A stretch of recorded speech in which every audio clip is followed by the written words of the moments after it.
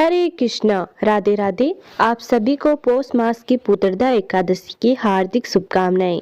पुत्रदा एकादशी के दिन भगवान विष्णु की पूजा करने से संतान प्राप्ति के योग बनते हैं और संतान पर आने वाला हर संकट भगवान श्री हरि विष्णु की कृपा से दूर हो जाता है। साथ ही पौष पुत्रदा एकादशी के दिन इस व्रत कथा को पढ़ने या सुनने से संतान का भविष्य उज्जवल बना रहता है। इस एकादशी का व्रत निसंतान को भी संतान प्रदान करने में समर्थ है। आज के दिन भगवान श्री हरि के नारायण स्वरूप की पूजा की जाती है। तो आइए अब सुनते हैं पुत्रदा एकादशी की व्रत कथा। महाराज युधिष्ठिर ने पूछा, है भगवान, आपने सफला एकादशी का महात्म्य बताकर बड़ी कृपा की है। अब कृपा करके यह बताइए कि पौष शुक्ल एकादशी का क्या नाम है, उसकी विधि क्या है और उसमें कौन से देवता का पूजन किया जाता है। भक्त वत्सल भगवान श्री कृष्ण बोले, हे राजन, इस एकादशी का नाम पुत्रदा एकादशी है। इसमें श्री नारायण भगवान की पूजा की जाती है। इस चर और अचर संसार में पुत्रदा एकादशी के व्रत के समान दूसरा कोई व्रत नहीं है। इसके पुण्य से मनुष्य तपस्वी, विद्वान और लक्ष्मीवान होता है। इसकी मैं एक कथा कहता हूँ, सो तुम ध्यान पूर्वक सुनो। भद्रावती नामक नगरी में सुकेतुमान नामक एक राजा राज्य करता था। उसके कोई पुत्र नहीं था। उसकी स्त्री का नाम सेवैया था। वह निसंतान होने के कारण सदैव चिंतित रहा करती थी। राजा के पितर भी रो रोकर पिंड लिया करते थे और सोचा करते थे कि इसके बाद हमको कौन पिंड देगा।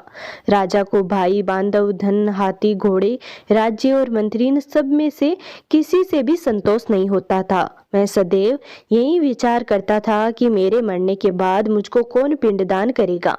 बिना पुत्र के पितरों और देवताओं का ऋण मैं कैसे चुका सकूंगा। जिस घर में पुत्र न हो उस घर में सदैव अंधेरा ही रहता है। इसलिए पुत्र उत्पत्ति के लिए प्रयत्न करना चाहिए। जिस मनुष्य ने पुत्र का मुख देखा है वह धन्य है। उसको इस लोक में यश और परलोक में शांति मिलती है, अर्थात उनके दोनों लोक सुधर जाते हैं। पूर्व जन्म के कर्म से ही इस जन्म में पुत्र, धन आदि प्राप्त होते हैं। राजा इसी प्रकार रात दिन चिंता में लगा रहता था। एक समय तो राजा ने अपने शरीर को त्याग देने का निश्चय किया, परंतु आत्मघात को महान पाप समझकर उसने ऐसा नहीं किया। एक दिन राजा ऐसे ही विचार करता हुआ अपने घोड़े पर चढ़कर वन को चल दिया तथा पक्षियों और वृक्षों को देखने लगा। उसने देखा कि वन में मृग, व्याघ्र, सूअर, सिंह, बंदर, सर्प आदि सब भ्रमण कर रहे हैं। हाथी अपने बच्चों और हथिनियों के बीच घूम रहा है। इस वन में कहीं तो गिद्धड़ अपने कर्कश स्वर में बोल रहा है, वहीं उल्लू ध्वनि कर रहे हैं। वन के दृश्यों को देखकर राजा सोच विचार में लग गया। इसी प्रकार आधा दिन बीत गया। मैं सोचने लगा कि मैंने कई यज्ञ किए, ब्राह्मणों को स्वादिष्ट भोजन से तृप्त किया, फिर भी मुझको दुख प्राप्त हुआ क्यों। राजा प्यास के मारे अत्यंत दुखी हो गया और पानी की तलाश में इधर उधर फिरने लगा। थोड़ी दूर पर राजा ने एक सरोवर देखा। उस सरोवर में कमल खिले थे तथा सारस, हंस, मगरमच्छ आदि विहार कर रहे थे। उस सरोवर के चारों तरफ मुनियों के आश्रम बने हुए थे। उसी समय राजा के दाहिने अंग फड़फड़ाने लगे। राजा शुभ शगुन समझकर घोड़े से उतरकर मुनियों को दंडवत प्रणाम करके बैठ गया। राजा को देखकर मुनियों ने कहा, हे राजन, हम तुमसे अत्यंत प्रसन्न हैं। तुम्हारी क्या इच्छा है सो कहो। राजा ने पूछा, महाराज, आप कौन हैं और किस लिए यहाँ आए हैं, कृपया करके हमें बताइए।